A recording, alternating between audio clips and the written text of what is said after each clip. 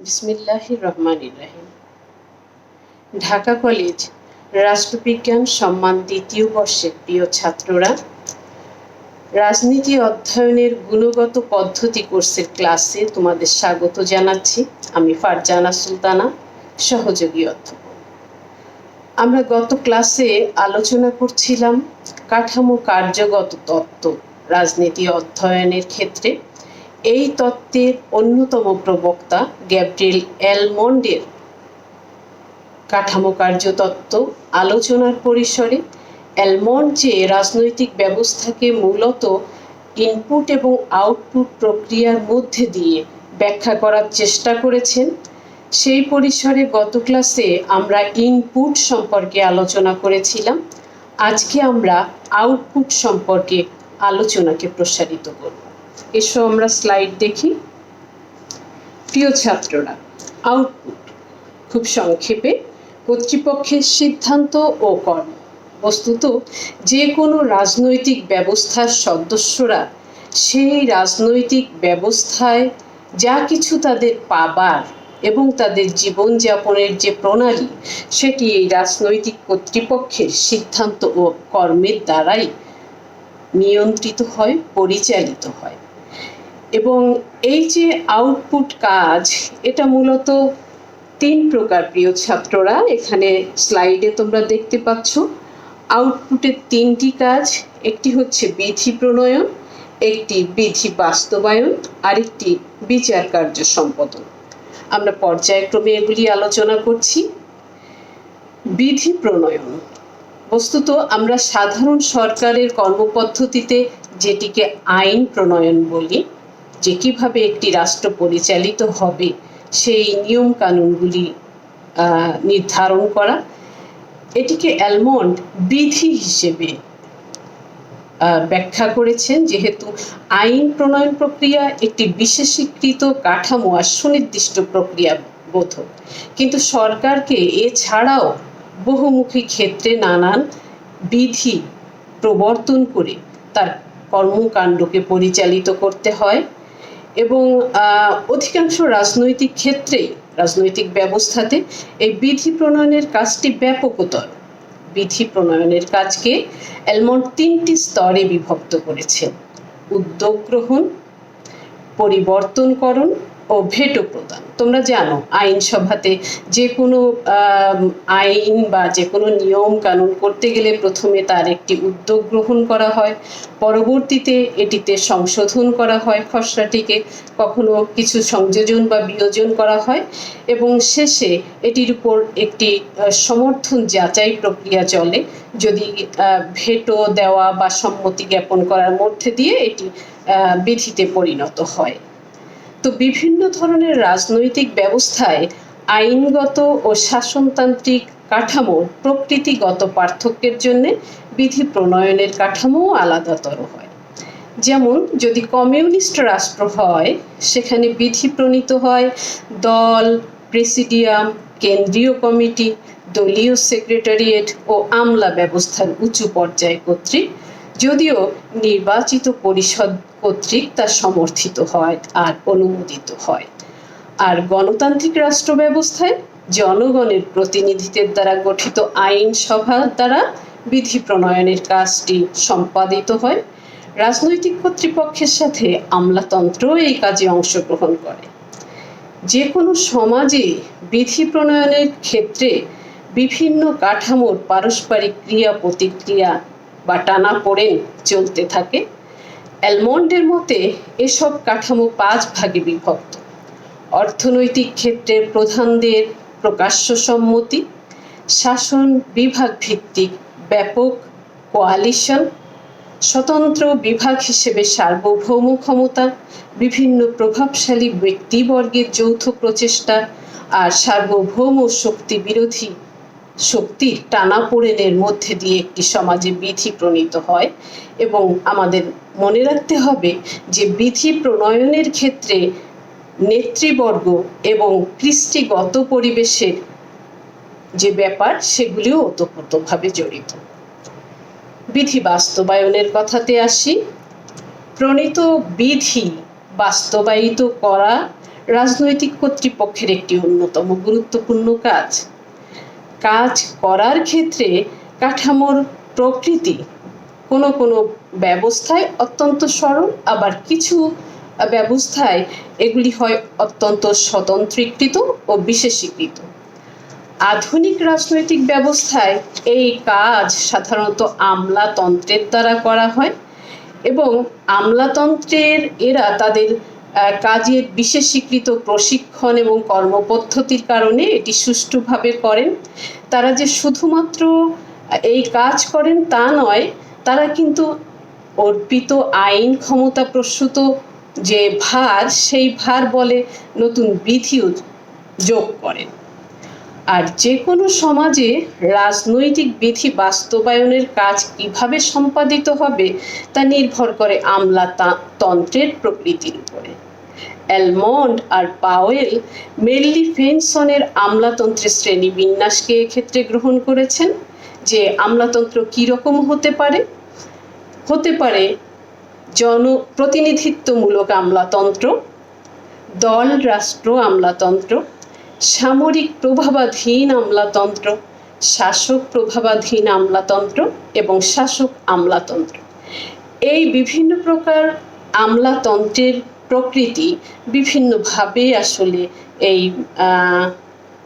আইন বাস্তবায়নের কাজ করে থাকে এবং এই কিভাবে করে সেই প্রকৃতির উপর নির্ভর করে বিভিন্ন রাজনৈতিক ব্যবস্থার তুলনা করা যায়। প্রিয় ছাত্ররা, এবারে এসো আলোচনা করি বিচার কার্য সম্পাদন। তোমরা জানো যে কোনো গতানুগতিক রাজনৈতিক ব্যবস্থায়ও রাজনৈতিক ক্ষেত্রে এবং সমাজে বিদ্যমান যে সমস্ত কলহ, সেই সবকে মীমাংসা করার ক্ষেত্রে যে কর্তৃত্ববাদী সিদ্ধান্ত, সেইটির সাথে জড়িত হচ্ছে এই বিচার কার্য সংক্রান্ত যে প্রক্রিয়া। এবং সমাজে প্রণীত বিধি কেউ ভঙ্গ করছে কিনা এবং সেইটি দেখা আর তদনুসারে ব্যবস্থা গ্রহণ করাই মূলত বিচার বিভাগের কাজ। আবার কিছুটা পরিমাণে তারা বিধি বাস্তবায়নের কাজও করে থাকে। অ্যালমন্ড ও পাওয়েল এই বিচার বিভাগের কার্য সম্পাদনকারী যে কাঠামো, সেইগুলিকে স্বায়ত্তশাসিত, কাঠামোগত দিক থেকে পৃথকীকৃত এবং নিরপেক্ষতা তারা কামনা করেন। তারা মনে করেন যে এসব কাঠামোর যে দক্ষতা, সেটি আসলে নির্ভর করে যে এরা কতটা স্বায়ত্তশাসিত, পৃথকীকৃত এবং নিরপেক্ষভাবে তারা কাজ করতে পারে। এবং এই বিষয়কে এবং এই বিষয়ে তুলনামূলক আলোচনা করে বিভিন্ন রাজনৈতিক ব্যবস্থাকে আমরা চিনতে চেষ্টা করি যে কোন রাজনৈতিক ব্যবস্থায় জনগণের অধিকার সমূহ রক্ষার ক্ষেত্রে যে কাজ, আউটপুটের বিচার বিভাগের কাজ, সেটি কতটি ভালোভাবে হচ্ছে। তো এই তিন প্রকার কাজের সাথে সাথে আমাদের এটাও একটু মনে রাখতে হবে যে অ্যালমন্ড আর পাওয়েল পরবর্তীতে এই কাঠামো কার্যগত তত্ত্বকে 1966 সালে কম্পারেটিভ পলিটিক্স এ ডেভেলপমেন্ট অ্যাপ্রোচ এই গ্রন্থে এই তত্ত্বের আরও উন্নয়ন করেন এবং সেক্ষেত্রে তারা ভূমিকার পৃথকীকরণ আর কাঠামোগত পৃথকীকরণের উপর গুরুত্ব আরোপ করেন। অর্থাৎ ভূমিকার পৃথকীকরণ যদি বলতে হয়, তোমাদের মনে আছে বোধহয় অফিস বা কাজের পরিবর্তে অ্যালমন্ড ভূমিকা কথাটিকে বলেছিলেন। ভূমিকা পৃথকীকরণের যে ব্যাপারটি, সেটির অর্থ দাঁড়ায় যে কাজের প্যাটার্নের পরিবর্তন, অধিকতর বিশেষীকৃত এবং স্বায়ত্তশাসিত বা স্বাধীন যে কার্যক্রম, অটোনোমাস যে কার্যক্রম পরিচালনার পদ্ধতি, যার দ্বারা নতুন নতুন ভূমিকা প্রবর্তিত হয় এবং অধিকতর বিশেষীকৃত বিশেষত্বশীলতা অর্জন করে। আর কাঠামোগত পৃথকীকরণের বিষয়টি হচ্ছে এরকম যে কাঠামোগুলো আলাদা আলাদা হবে, এগুলি নির্দিষ্ট কার্যাবলী সম্পন্ন করবে। কাঠামোগুলি কেবল পৃথকই নয়, সুসংহতভাবে এই তাদের কাজগুলি করবে এবং এই কাঠামোগত পৃথকীকরণ একটি রাজনৈতিক ব্যবস্থার উন্নয়নকে নির্দেশ করে। আর কার্যগত বিশ্লেষণের কে তিনটি দিক থেকে তারা ব্যাখ্যা করেন যে কোনো সরকার রাজনৈতিক ব্যবস্থার আউটপুটের বাস্তবায়নে থাকতে হবে দক্ষতা। সেই দক্ষতা নিষ্কাশনমূলক, নিয়ন্ত্রণমূলক, বন্টনমূলক, প্রতীকী ও সাড়াদানমূলক। যে কোনো রাষ্ট্র ব্যবস্থায় বা রাজনৈতিক ব্যবস্থায় জনগণের চাহিদাকে মিট আপ করতে হলে যে সামর্থ্য, সেটা পরিবেশ থেকে নিষ্কাশন করতে হয়, পরিবেশের উপর বা রাজনৈতিক ব্যবস্থার উপর নিয়ন্ত্রণ থাকতে হয়, বন্টনের যে ব্যাপারটি, সম্পদ বা সুবিধাকে বন্টনের যে পদ্ধতিটি, সেটি যত বিশেষীকৃত আর নিরপেক্ষ হয় তত সেই ব্যবস্থাটি উন্নত হয়। এবং এভাবে পরবর্তী যে বিষয়টি, সেটি হচ্ছে রূপান্তরের প্রক্রিয়া, অর্থাৎ ইনপুটকে আউটপুটে রূপান্তর করার যে প্রক্রিয়াটি, সেই প্রক্রিয়াটি মূলত তোমরা জানো যে রাজনৈতিক কর্তৃপক্ষের নীতি ও সিদ্ধান্ত প্রণয়ন সংক্রান্ত কাজকে এবং সেটিকে বাস্তবায়নের বিষয়টিকে আসলে আমাদের সামনে নিয়ে আসে। এই প্রক্রিয়াটি কতটা উন্নত বা কতটা অনুন্নত, সেটির মধ্যে দিয়ে আমরা বিভিন্ন রাজনৈতিক ব্যবস্থাকে তুলনা করি। আরেকটি হচ্ছে রাজনৈতিক ব্যবস্থার সংরক্ষণ ও অভিযোজন। একটি রাজনৈতিক ব্যবস্থা তোমরা জানো যে নানামুখী চ্যালেঞ্জের সম্মুখীন হয়। এসব মোকাবেলা করার জন্যে এবং যথাযথভাবে ব্যবস্থাকে পরিচালিত করার জন্যে বিশেষ ধরনের সদস্যদের বিশেষ ধরনের ভূমিকায় নিয়োজিত করা হয়। তো প্রিয় ছাত্ররা, অ্যালমন্ডের এই তত্ত্ব আলোচনার পরবর্তীতে আমরা রাজনৈতিক ব্যবস্থায় কাঠামো ও কার্যগত তত্ত্বের পরিসরে আরও ভিন্ন মাত্রিক দৃষ্টিভঙ্গি থেকে যিনি এই তত্ত্বকে আমাদের সামনে নিয়ে এসেছেন, সেই ডেভিড অ্যাপ্টারের কাঠামো কার্যগত তত্ত্ব সম্পর্কে আমরা আলোচনা করব। ডেভিড অ্যাপ্টারের যে কাঠামো কার্যগত তত্ত্ব, সেটি আলোচনার আগে একটু বলে নিতে হবে। তোমরা খেয়াল করেছো বোধহয় যে অ্যালমন্ড কিন্তু তার এই কাঠামো কার্যগত তত্ত্বে আলোচনা করতে গিয়ে ইনপুটের উপর গুরুত্ব দিয়েছেন বেশি, যে ইনপুটের প্রয়োগ, ইনপুটের মাত্রিকতা রাজনৈতিক ব্যবস্থা পরিচালনার ক্ষেত্রে, কাঠামো কার্যকে বোঝার ক্ষেত্রে খুবই গুরুত্ব বহন করে। সেক্ষেত্রে এর বিপরীত দিক দিয়ে কিছুটা বলা যেতে পারে যে গতানুগতিক দৃষ্টিতে আমরা সাধারণ মানুষেরাও যেমন একটি রাজনৈতিক ব্যবস্থাকে বুঝতে হলে সরকারের কর্মকাণ্ডের দ্বারা সেটিকে বোঝার চেষ্টা করি, ডেভিড অ্যাপ্টারও সেভাবে আউটপুট যাদের মাধ্যমে হয়, সরকারের মাধ্যমে, সেই বিষয়টিকেই গুরুত্ব দিয়েছেন এবং কতিপয় কার্যগত উপাদানের মাধ্যমে রাজনীতিকে ব্যাখ্যা করার চেষ্টা করেছেন। দ্য পলিটিক্স অফ মডার্নাইজেশন এবং ইন্ট্রোডাকশন টু পলিটিক্যাল অ্যানালাইসিস, এই গ্রন্থদ্বয়ে এর ব্যাখ্যা উপস্থাপন করেছেন। ডেভিড অ্যাপ্টার তিনি বলেন, কার্য হচ্ছে কোনো ইউনিটকে টিকে থাকতে হলে কি করতে হবে, আর কাঠামো নির্দেশ করে যে কিভাবে এই প্রয়োজনীয়তাকে সম্পাদন করতে হবে, এবং তিনি কার্যকেই অধিক গুরুত্ব আরোপ করেন। প্রতিটি সমাজ তার সমাজেই কিছু কার্যগত উপাদানের আবশ্যকতা রয়েছে। মূলত মনে আছে তো যে সমাজ ব্যবস্থার মূলই নিহিত রয়েছে কর্মের মধ্যে, এবং অ্যাপ্টারের মতে এই কাজ 4 প্রকার। সেটি হচ্ছে অভিযোজন, লক্ষ্য সন্তুষ্টিকরণ, সংহতি সাধন ও প্যাটার্ন সংরক্ষণ, এবং এই কাজগুলি করে মূলত সরকার। তিনি এজন্যই সরকারের উপর গুরুত্ব আরোপ করেছেন। তো ডেভিড অ্যাপ্টার একটি মডেলের মাধ্যমে আমাদের সামনে এই বিষয়টিকে ব্যাখ্যা করার চেষ্টা করেছেন। তোমরা দেখো একটু স্লাইডটা, যে এখানে আদর্শ, কাঠামো, আচরণ, এই তিনটির মধ্যে সরকার এবং বৃহত্তর সমাজের পরিপ্রেক্ষিতে এদের কর্মকাণ্ড তিনি ব্যাখ্যা করার চেষ্টা করেছেন। তার ধারণা যে সমাজে বিদ্যমান যে কাঠামো আর যে আদর্শ সেইটির মধ্যে যদি অসঙ্গতি থাকে তা সমাজের আচরণকে, মানুষের আচরণকে নেতিবাচকভাবে প্রভাবিত করে।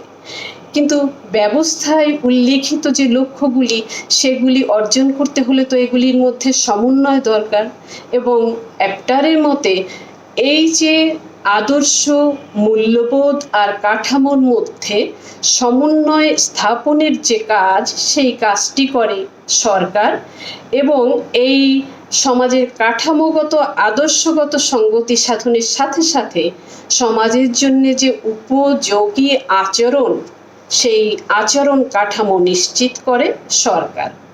এখানে আদর্শ, কাঠামো আর আচরণের যে পারস্পরিক সম্পর্ক দেখানো হয়েছে, সেক্ষেত্রে সরকার মূল ভূমিকা পালন করে, অর্থাৎ এদের মধ্যে অসঙ্গতি দূর করে ব্যবস্থার লক্ষ্যসমূহ নিশ্চিত করে। প্রিয় ছাত্ররা, তো অ্যাপ্টারের মতে, ডেভিড অ্যাপ্টার যেভাবে বলেছেন, তাতে রাজনৈতিক ব্যবস্থা হচ্ছে ব্যক্তির বা ব্যক্তি সমষ্টির পছন্দের বা মনোনয়নের এক ব্যবস্থা। পছন্দ বা মনোনয়নের ভিত্তিতে বিভিন্ন রাজনৈতিক ব্যবস্থার তুলনামূলক আলোচনা করা যেতে পারে তিনটি দিক থেকে। প্রথমত, কর্তৃত্বের বৈশিষ্ট্যের ভিত্তিতে কাঠামোর দিক থেকে, সামাজিক নিয়ম কানুন ও মূল্যবোধের দিক থেকে আদর্শের ভিত্তিতে, আর ব্যক্তির কর্ম প্রচেষ্টার দিক থেকে আচরণের ভিত্তিতে। তো কাঠামো আর আদর্শের সংমিশ্রণে যে কর্তৃত্ব আর মূল্যবোধ, তার ভিত্তিতে রাজনৈতিক ব্যবস্থার আকার প্রকার নির্ধারিত হয়। রাজনৈতিক ব্যবস্থায় যে কর্তৃত্ব, তার প্রকৃতি স্তর ভিত্তিক হতে পারে, কর্তৃত্ববাদী হতে পারে, হতে পারে পিরামিড আকৃতির বা প্রতিনিধিত্বমূলক। অন্যদিকে রাজনৈতিক ব্যবস্থার আদর্শ হতে পারে ধর্মভিত্তিক বা ধর্মনিরপেক্ষ। এই তত্ত্বগত কাঠামোর বা কনসেপচুয়াল ফ্রেমওয়ার্কে তিনি এই বিষয়টিকে চার ভাগে, রাজনৈতিক ব্যবস্থাকে চার ভাগে ভাগ করেছেন, যার মধ্যে দুইটি বিষয় বিশেষ গুরুত্বপূর্ণ। সেটি হচ্ছে, এই ব্যবস্থা হতে পারে ইহজাগতিক গণতন্ত্রবাদী ব্যবস্থা, যেখানে কর্তৃত্ব থাকে পিরামিড আকৃতি আর মূল্যবোধ থাকে সেকুলার বা ধর্মনিরপেক্ষ। সাধারণত উন্নত রাজনৈতিক, শিল্পোন্নত রাজনৈতিক ব্যবস্থাগুলিতে এই জাতীয় রাজনৈতিক কর্তৃপক্ষ থাকে। দ্বিতীয়ত, যোজনাকারী ব্যবস্থা বা মোবিলাইজিং যে সিস্টেম, সাধারণত উন্নয়নশীল রাষ্ট্রগুলিতে এটি থাকে।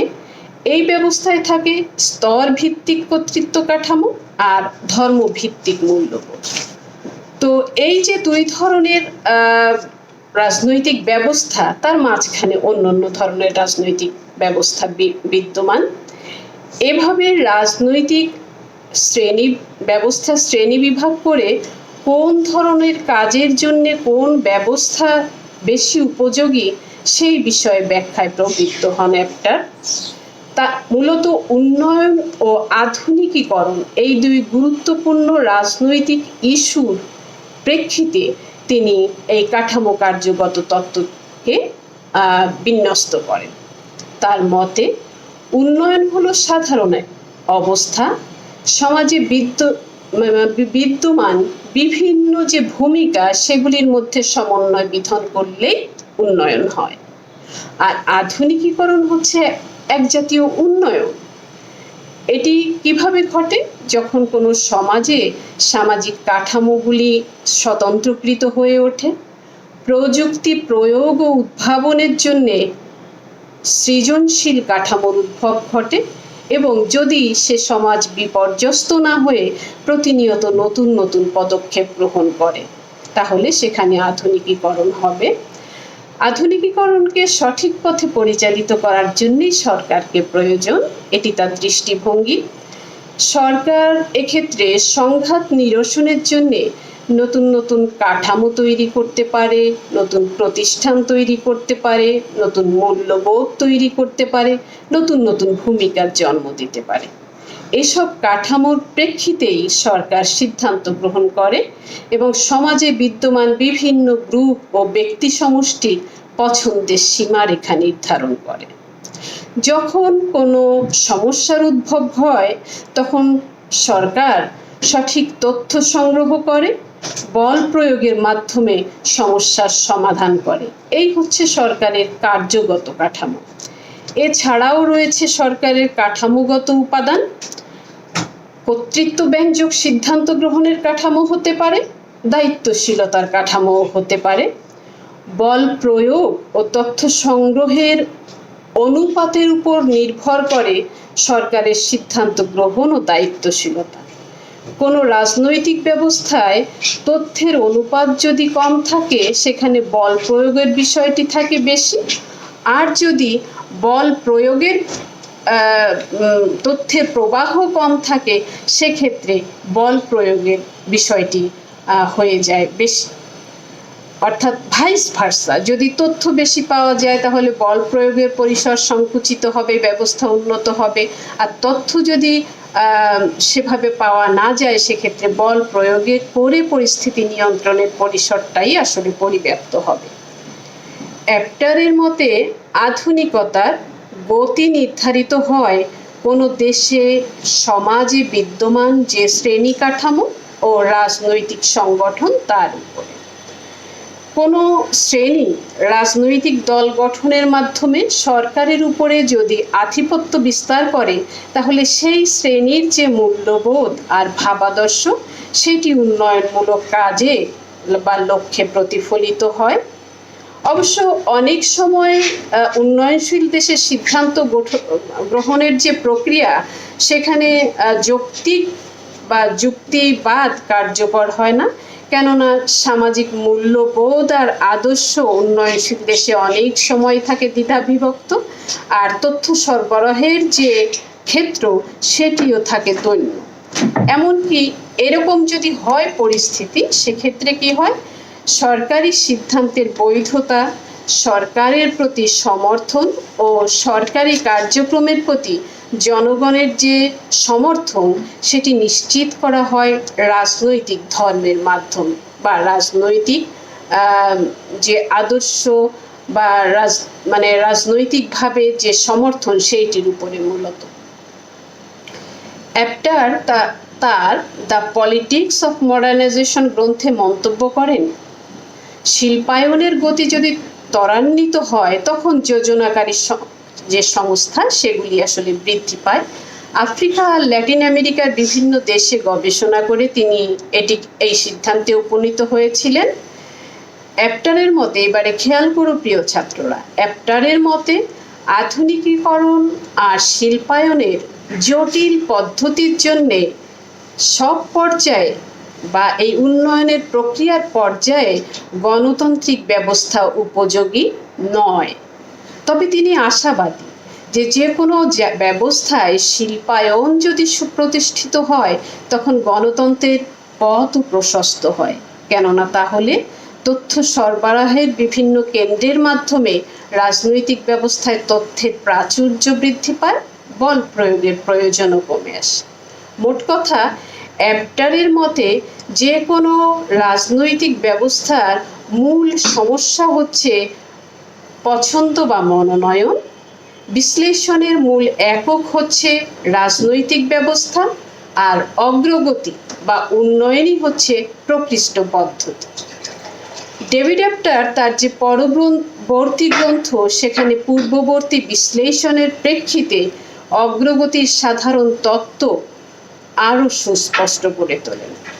এই তত্ত্বের মূল লক্ষ্য নির্দিষ্ট ভাবাদর্শ ও কাঠামোর ভিত্তিতে সমাজের অগ্রগতির ধারাকে ত্বরান্বিত করা আর সুশৃঙ্খল পরিবেশ গঠনের জন্য এক উপযোগী রাজনৈতিক ব্যবস্থা প্রবর্তন। প্রিয় ছাত্ররা, খেয়াল করেছো কি যে উন্নয়নশীল দেশে আধুনিকীকরণ আর অগ্রগতির যে সমস্ত সমস্যা সেগুলি বিশ্লেষণের ক্ষেত্রে অ্যাপ্টারের এই কাঠামো কার্যগত তত্ত্ব বেশ উপযোগী, কারণ এখানে সরকারের প্রতি বেশি খেয়াল দেওয়া হয়েছে, অর্থাৎ যারা কর্মকাণ্ড সম্পাদন করে, আর রাজনৈতিক ব্যবস্থার যে বিভিন্নতা তা অনুধাবন করা আর পরিমাপ করার জন্যে অ্যাপ্টারের এই ফ্রেমওয়ার্ক অনেক গ্রহণযোগ্য। কোনো রাজনৈতিক ব্যবস্থা তার অগ্রগতি অর্জনের জন্যে কোন বিকল্প গ্রহণ করবে সেই বিষয়েও এখানে ভবিষ্যৎবাণী করা সম্ভব।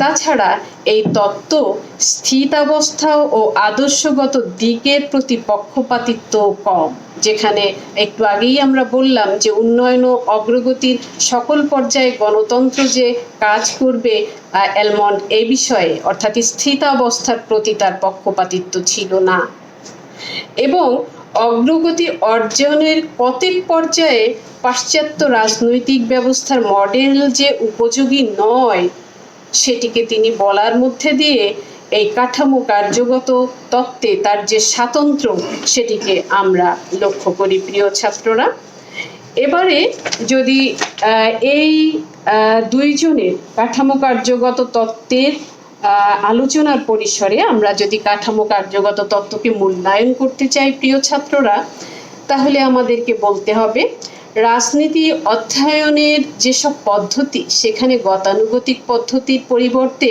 যে কাঠামো কার্যগত পদ্ধতি বা কাঠামো কার্যগত যে তত্ত্ব প্রচলিত হয় সেটি রাজনীতির অধ্যয়নকে অনুধাবনকে আরও বিকশিত করে। বিশেষ করে এলমন্ড আর অ্যাপ্টারের মধ্যে দিয়ে এই তত্ত্ব রাজনীতি বিশ্লেষণে সফলভাবে প্রয়োগ করার সুযোগ প্রসারিত হয়। রাজনৈতিক অগ্রগতি বা উন্নয়নকে বিশ্লেষণ আর করার জন্যে এই তত্ত্ব বিভিন্ন দিক দিয়ে উপযোগী। এই তত্ত্ব পরিবর্তন ও অগ্রগতি প্রক্রিয়াকে ব্যাখ্যা করে। এই তত্ত্ব সাম্প্রতিক রাজনৈতিক ব্যবস্থায় পরিবর্তন ধারা সম্পর্কে ভবিষ্যৎবাণী করতে পারে। এ তত্ত্ব পরিকল্পিত পদ্ধতিতে সামাজিক পরিবর্তন আর অগ্রগতির দিক নির্দেশনা করে। বস্তুত তোমরা জানো বোধহয় আধুনিকীকরণ আর অগ্রগতির পথ কিন্তু খুব সরল নয়, এটি জটিল প্রকৃতির। এর জন্য প্রয়োজন কৃষ্টিগত, সামাজিক, অর্থনৈতিক, রাজনৈতিক ব্যবস্থার পরিবর্তন সাধন করা। শুধুমাত্র রাজনৈতিক প্রতিষ্ঠান আর প্রক্রিয়া বিশ্লেষণের মধ্যে দিয়ে আধুনিকীকরণ আর উন্নয়নকে অনুধাবন করা সম্ভব নয়। তো পার্সন, লিভি, এলমন্ড, অ্যাপ্টার এই চিন্তাবিদেরা বিশ্লেষণের যে সামগ্রিক দৃষ্টিভঙ্গি অথবা বৃহত্তর ক্ষেত্রভিত্তিক যে তাত্ত্বিক কাঠামো তৈরি করেছেন তার ফলে সকল পরিবর্তন উন্নয়নের উৎস ত্বরান্বিতকারী অথবা প্রতিরোধকারী উপাদানগুলো দৃষ্টিগোচর হয়। যদিও প্রিয় ছাত্ররা এই তত্ত্বের কিছু সীমাবদ্ধতাও রয়েছে। যেমন এলমন্ডের তত্ত্ব যখন আমরা আলোচনা করেছি, তোমরা খেয়াল করেছো কিনা সেটি কিছুটা বর্ণনামূলক ধাঁচের, আর তত্ত্ব ভারসাম্যের দিকে গুরুত্ব দেয় বেশি, স্ট্যাটাস কো, এবং তার তত্ত্বে এই বিভিন্ন উপাদানগুলির যে পারস্পরিক যোগাযোগ সেই বিষয়টি আসলে খুব সুস্পষ্টভাবে প্রতিষ্ঠিত হয়নি। এবং উন্নয়নশীল দেশগুলোতে পরিবর্তনের যে ধারা বিভিন্ন পর্যায় সেটিকেও তিনি সেভাবে ব্যাখ্যা করেননি। অর্থাৎ সনাতন ব্যবস্থা থেকে আধুনিক ব্যবস্থায় উত্তরণের এক সরল রেখা তিনি অঙ্কন করেছেন। তার মতে আধুনিকতা হচ্ছে পাশ্চাত্যের সমাজে যা যা বিদ্যমান উন্নয়নশীল দেশে যদি তা অর্জন করা যায় তাহলে এখানেও আধুনিকীকরণ হবে। তো এইভাবে তার তত্ত্বকে এক ধরনের রক্ষণশীলতা আর আদর্শ ভিত্তিক আলোচনা বলে অনেকে সমালোচনা করেন। আবার অ্যাপ্টারকে আমরা যে আলোচনা করলাম সেক্ষেত্রে বলা যায় এভাবে যে অ্যাপ্টার যেভাবে বলেছেন সেই ক্ষেত্রে পছন্দ মনোনয়ন সম্পর্কে তার যে ধারণা যথেষ্ট সুস্পষ্ট নয়, এবং সরকার আদর্শ ভিত্তিক পছন্দ গ্রহণ করতে পারে, আবার প্রযুক্তি ভিত্তিক পছন্দ গ্রহণ করতে পারে, কিন্তু কোনটি বেশি গৃহীত হলে সুফল মিলবে সে বিষয়েও তার সুস্পষ্ট দিক নির্দেশনা নেই। এবং এখানে নানা ধরনের অগ্রগতি আর আধুনিকায়ন শিল্পায়ন বৃদ্ধিতে সহায়ক হবে, কোন ব্যবস্থা গ্রহণ করলে বা কিভাবে এগোলি সে বিষয়েও তিনি পরিষ্কার বলেননি। তো এবং এই গবেষণার ক্ষেত্র এত বেশি প্রসারিত, সেই পরিসরে তথ্য ও উপাত্ত সংগ্রহ, নির্বাচন, পরিমাপ, মূল্যায়নের ক্ষেত্রে অনেক অসুবিধা হয়। আর মোটা দাগে যেটি তোমরা খেয়াল করতে পারো, আগেকার তত্ত্বগুলোর তুলনায় এই তত্ত্বের তাত্ত্বিক যে ব্যাপ্তি বা কাঠামো সেটি অনেক বড়। ইনপুট, আউটপুট, সমাজ এবং নানান বিষয়কে, এগুলির মধ্যে যে নানান বহু সংখ্যক যেসব ধারণা উপধারণা রয়েছে সেগুলিকে সমন্বিত করে কোনো রাজনৈতিক ব্যবস্থাকে বা রাজনীতিকে ব্যাখ্যা করা অপেক্ষাকৃত কঠিন। এভাবে কাঠামো কার্যগত তত্ত্বের বিশ্লেষণ ও দিক নির্দেশনার ক্ষেত্রটি আসলে সীমিত। অগ্রগতির এক পর্যায় থেকে অপর পর্যায়ে উত্তরণের যে প্রক্রিয়া, সেই প্রক্রিয়ায় ডেভিড অ্যাপ্টারের যে সৃজনশীল বিশ্লেষণ, সেটি যদিও এক্ষেত্রে সীমাবদ্ধতা কিছুটা দূর করেছে, তবু ভবিষ্যৎ দিক নির্দেশনার ক্ষেত্রে তেমন নির্ভরযোগ্য সূত্র পরিলক্ষিত হয়নি। এছাড়া রাজনৈতিক ব্যবস্থায় বৈদেশিক সূত্রের যে প্রভাব থাকে সে সম্পর্কেও তিনি ছিলেন উদাসীন। সেক্ষেত্রে বিশ্লেষণে রয়ে গেছে খানিক অসম্পূর্ণতা। এই সমস্ত সীমাবদ্ধতা সত্ত্বেও প্রিয় ছাত্ররা, কাঠামো কার্যগত পদ্ধতি সমকালীন তত্ত্বগুলির মধ্যে অন্যতম, যা রাজনীতিতে যুক্ত করেছে অনেকগুলো নতুন নতুন দিক বা ধারণা এবং রাজনীতির বাস্তব ভিত্তিক ব্যাখ্যা প্রদান করেছে। বিশেষত রাজনৈতিক ব্যবস্থার তুলনামূলক অধ্যয়নের জন্য এই তত্ত্ব নানা উপকরণ সরবরাহ করেছে। এর ফলে এই তত্ত্ব রাজনীতির তুলনামূলক অধ্যয়নে ব্যাপক ও সফলভাবে ব্যবহৃত হচ্ছে। এজন্যই আজকে আমরা এটিকে এভাবে আলোচনা করলাম। কাজেই কাঠামো কার্যগত তত্ত্ব রাজনীতি অধ্যয়নে এক অতি গুরুত্বপূর্ণ তত্ত্ব হিসেবে স্বীকৃতি লাভ করেছে। প্রিয় ছাত্ররা, আজকের ক্লাসে আমরা কাঠামো কার্যগত তত্ত্বের আলোচনা সম্পন্ন করলাম। এ বিষয়ে তোমাদের মনে যেসব প্রশ্ন আসে সেগুলি তোমরা নোট করে রাখতে পারো, নিজেরা বই থেকে দেখতে পারো এবং আমার সাথে যোগাযোগের চেষ্টা করতে পারো। আর পরবর্তীতে যখন দেখা হবে ইনশাল্লাহ না বোঝা জায়গাগুলি বা তোমাদের কোথাও কনফিউশন থাকলে আমরা ইনশাল্লাহ আলোচনা করব। আজকের মতো এখানে শেষ করছি। ধন্যবাদ।